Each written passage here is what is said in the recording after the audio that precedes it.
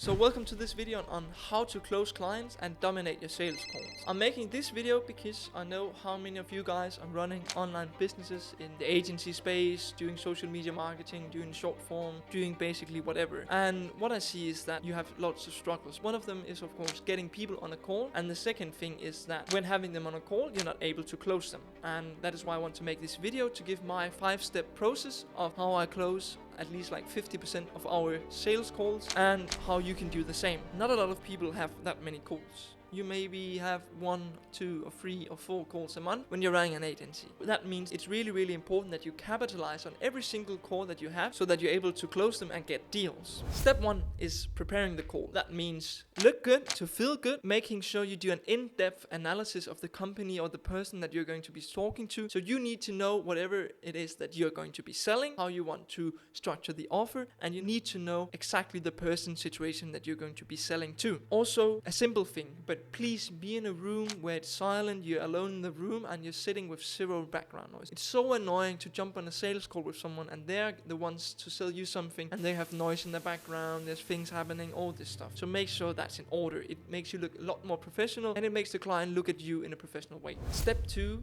is making an ideal persona for your typical client and presenting that to the potential client. So this means understanding the situation of your current client, what's the situation they're in, and how can your offer and the services that you provide help them solve that exact problem. Because if you open a sales call in that way, it gives them a feeling, okay, you understand my situation, you also have a solution to my problems.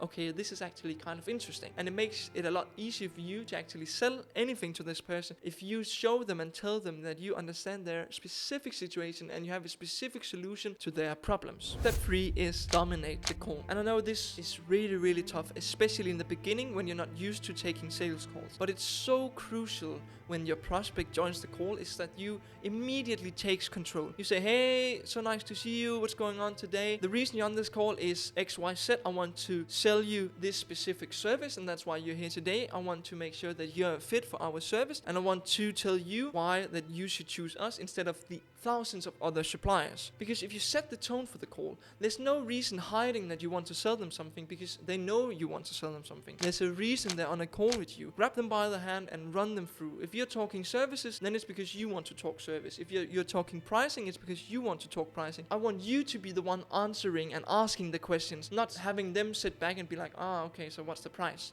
That's a horrible question to receive because it's hard to answer. Make sure you take control. Make sure there's no blank spots with no audio, nobody saying something, because it don't take any more than a couple of seconds for things to get awkward. And when things get awkward, it's just being a tough sell. Step 4, and this is also really important, is if you want other people to respect you, you have to respect yourself. Before jumping on a call, and in general, it's so crucial and important to actually closing the calls you're on, that you show a huge amount of respect for yourself, your employees, whatever service you provide, that you put pride into it, because the client can feel that. And if you're like, well, we've done this kind of before, but I'm not really certain, but we can try, that doesn't give the client a feeling that you're the person that they should choose. But if you instead say, like, we've done this specific service for this amount of clients for this amount of time, of course I can't go out and promise you anything, and I don't want to promise you anything that I'm not certain that we can provide you. But what I am certain of is that we've done it before, I know we can do it again, and we're willing to do everything in our power to make it work for you as well. And that gives them the feeling that, okay, this is a guy that really believes in himself, he believes in his team, and I don't even care if this is your first sales call you've ever done. If you show up to the call and say, well, I'm pretty new and I'm not really certain if I can do anything, but we'll see. I promise you, you'll never make a single sell in your lifetime. Respect yourself. If you don't respect yourself, the client won't respect you. And even though you can maybe actually get the close, it will still be a horrible time working together with the client if they don't respect you. Step 5, and this is the last thing. It has been such a eye-opener for me, and this happened to me 4 months ago. And it is that if you do expect nothing from your calls, you'll achieve and get anything. Basically, you'll get everything that you want in life, but also on a sales call if you don't expect anything and if you do not really care. And for me, this has done such a huge difference for my closing rate on my calls, is that make it so obvious for the client that you really don't even care if they get on board or not. It makes them want your service. It makes them want to work with you a lot more than if you were like, please buy, please buy, please buy. And there's so many people saying this. It's like dating. You don't go up to a girl and saying, oh, would you please date me? They would instantly say, no thank you. But if you make yourself attractive, you make sure you can solve solve their problems and you have solutions to their problems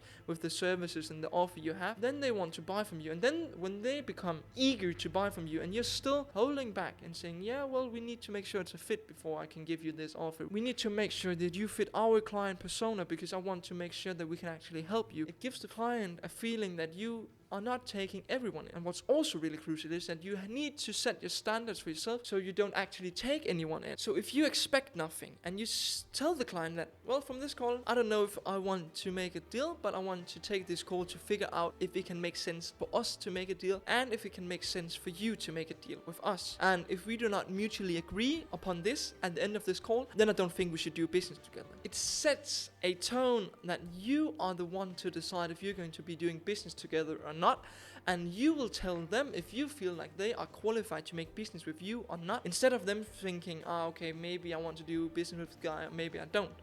It's really, really important, and I promise you will skyrocket your closing rate so much. That is the 5-step process. Take one step at a time, take it slowly, make sure you do all the things that is mentioned here, and I promise you your closing rate will go up a lot, but also you will have a lot better feeling when jumping on a sales call because you're prepared, because you know exactly what to do. And if you're interested, I actually just created a document of what you should do exactly within the sales call, and if you would want that, shoot me a DM and just say sales call. I'll send the document for you completely free. Thank you so much for watching this video and have a nice day.